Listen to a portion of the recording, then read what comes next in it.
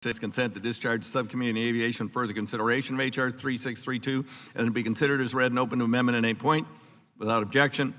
I'm actually very pleased to bring up for consideration H.R.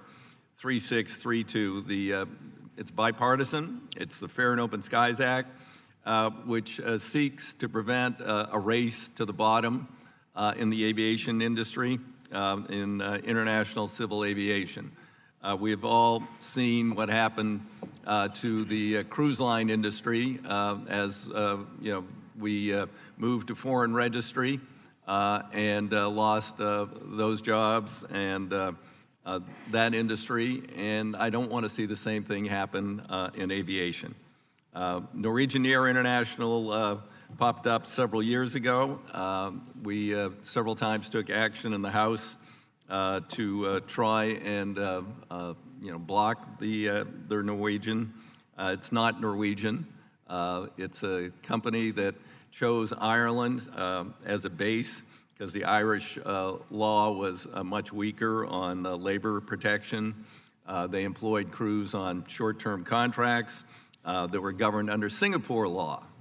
Interesting, Norwegian, Ireland, Singapore, and it doesn't pay comparable to other long-haul airlines.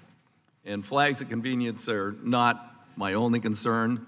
I'm also concerned about carriers establishing other atypical business models in an attempt to evade laws and regulations or employ unfair employment contracts to profit at the expense of pilots and flight crews. For example, carriers classify pilots as independent contractors or use temporary work agencies to sever the traditional direct employer-employee relationship. These models put at risk important airline employee rights, salaries, and benefits. It also leads me to question the certification competence of some of these people who are third-party contractors from dispersed around the world. And not under constant scrutiny by a regulatory agency like the FAA or the European Safety Administration. So that's why I introduced this bill. The Obama administration made a bad decision on Norwegian. I think they were, at that point, still pushing their Trans-Pacific Partnership, and they were worried about anything that disrupted what was considered to be free trade. Well, this is not free trade, and that was a huge mistake. This bill will end the slide down the slippery slope of giving our United States of America approval to flags of convenience in international civilian aviation. First, the bill prohibits issuance of a foreign air carrier permit to permit any future airline seeking to fly the United States that subverts the strongest U.S. and European labor standards and fair competition, consistent with our current international air transport agreement.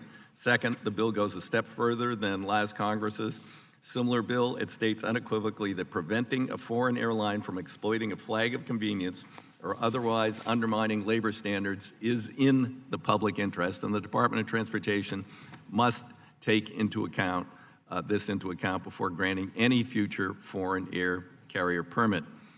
Exploitation of the Irish flag is one thing, but where will the next Norwegian be headquartered? And what will its terms and conditions look like for pilots and flight attendants? The threat that these airlines represent to American aviation workers is real. These models are guaranteed to multiply and try their luck at low-cost, long-haul flights at the expense of American labor. We've seen the desolation of the maritime industry with flags of convenience over the last half-century.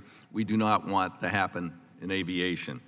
We're close to enacting my legislation in the last Congress. The bill easily passed the House.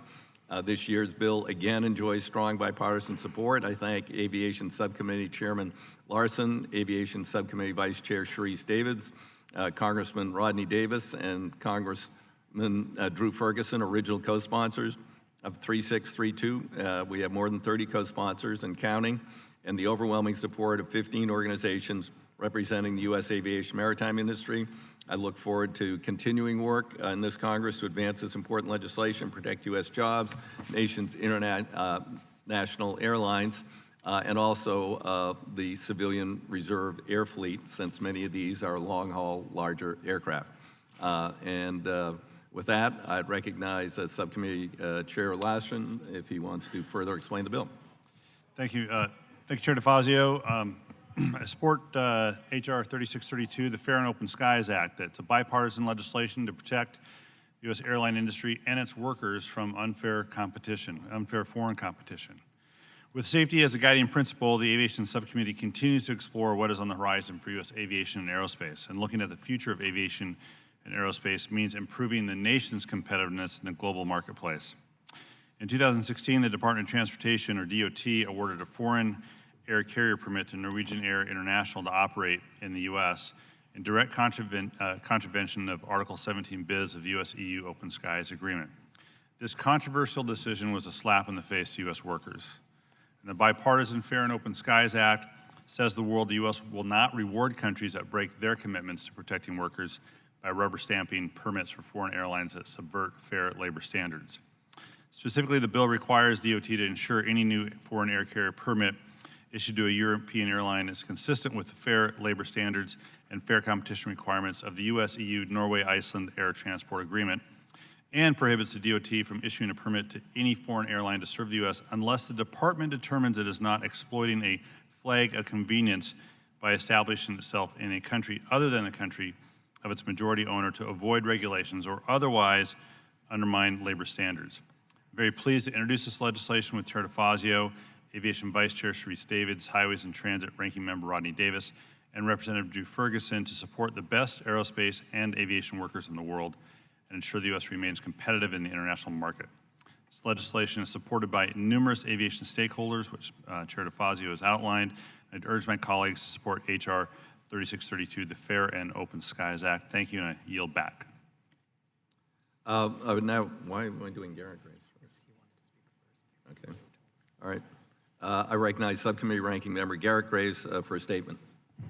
Thank you, Mr. Chairman. Mr. Chairman, I want to thank you and thank Subcommittee Chair Larsen for your work on this legislation, and certainly know that all members of the committee support the intent of this legislation. I also know that we've all heard from folks all over the map in regard to their position on the bill. Mr. Chairman, you made mention of the comparison to the maritime industry, and I think that you're exactly right. While not entirely